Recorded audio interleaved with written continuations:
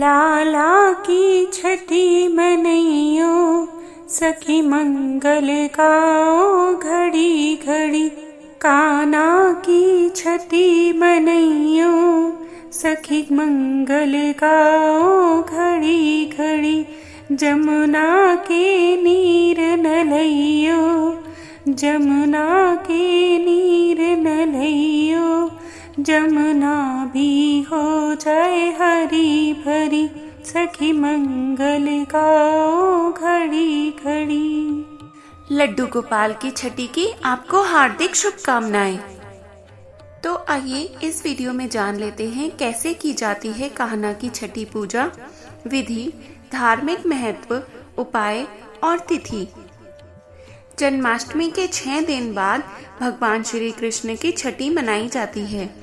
क्योंकि जन्माष्टमी 26 अगस्त को मनाई गई थी, तो कान्हा जी की छठी 1 सितंबर रविवार को मनाई जाएगी। संतान परंपरा में किसी भी बच्चे के जन्म लेने के 6ठे दिन शाम या फिर रात को एक विशेष पूजा करने का विधान है, जिसे छठी पूजा कहते हैं। कहा जाता है कि इस दिन छठी माता बच्चे का भाग्य लिख कर जाती हैं। जन्माष्टमी के बाद 6ठे दिन भगवान कृष्ण की भी इसी तरह से छठी मनाई जाती है। जन्माष्टमी के पावन पर्व की तरह कान्हा की छठी पूजा का भी पावन पर्व बड़े उल्लास के साथ मनाया जाता है।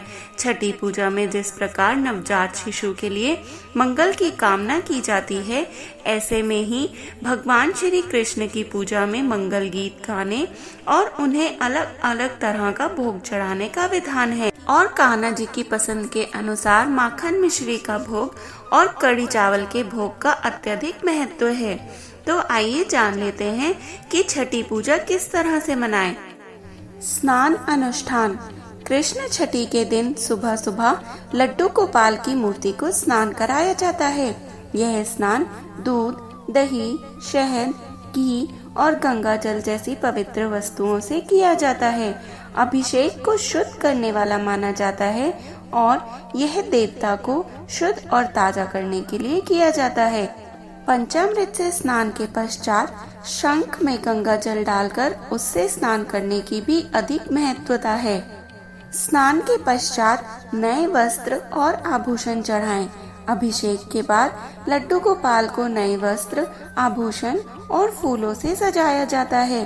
भक्त अक्सर मूर्ति को चमकदार और सुंदर पोशाक पहनाते हैं, जो एक बच्चे के रूप में भगवान कृष्ण की दिव्य सुंदरता और मासूमियत का प्रतीक है।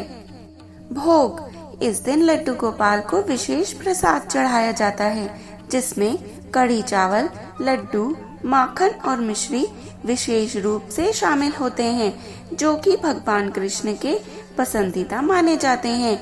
भोग को शुद्धता और भक्ति सुनिश्चित करते हुए बहुत सावधानी से तैयार किया जाना चाहिए। प्रसाद चढ़ाने के बाद प्रसाद परिवार के सदस्यों और अन्य भक्तों के बीच में वितरित किया जाता है। कीर्तन और भजन।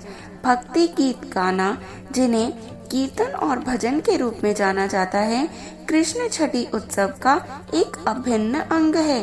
भक्त भगवान कृष्ण की स्तुति गाने के लिए एक जगह इकट्ठा होते हैं, उनके बचपन की विभिन्न लीलाओं का वर्णन करते हैं। यह कीर्तन प्रेम और भक्ति से भरा एक दिव्य वातावरण बनाते हैं। उसके पश्चात उपवास और प्रार्थना करने का भी विधान है। कई भक्त कृष्ण छठी पर उपवास रखते हैं, पूजा करने और लड्डू गोपाल को भोग लगाने के बाद ही इसे खोलते हैं। यह व्रत भक्ति का ही एक प्रारूप है और माना जाता है कि यह परिवार के लिए आशीर्वाद और सुरक्षा लाता है।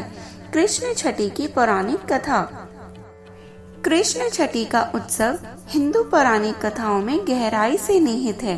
पौराणिक कथा के अनुसार भगवान कृष्ण का जन्म मथुरा की जेल में होने के बाद उनके पिता वासुदेव उन्हें गुप्त रूप से यमुना नदी के पार गोकुल ले गए, जहां उन्हें सुरक्षित रूप से नंद और यशोदा की देखभाल में रखा गया था।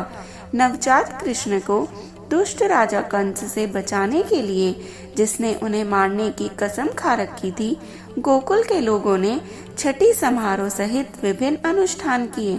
बच्चे को दिव्य रक्षक देवी षष्ठी का आशीर्वाद दिलाने के लिए छठी पूजा आयोजित की गई थी। ऐसा माना जाता है कि देवी षष्ठी नवजात शिशु को स्वास्थ्य, लंबी उम्र और पूरी शक्तियों से सुरक्षा का आशीर्वाद देती है। कृष्ण छठी की परंपरा आज भी इसी प्रकार जारी है। भक्त उस देवीय हस्तक्षेप का सम्मान करते हैं जिसने कृष्णा को नुकसान होने से बचाया था। कृष्ण छठी का महत्व। कृष्ण छठी केवल एक अनुष्ठानिक उत्सव नहीं है, बल्कि भगवान कृष्ण के जीवन में व्याप्त दिव्य सुरक्षा और प्रेम है। यह बच्चों की भलाई और सुरक्षा के लिए देवीय आशीर्वाद प्राप्त करने के महत्व को दर्शाता है।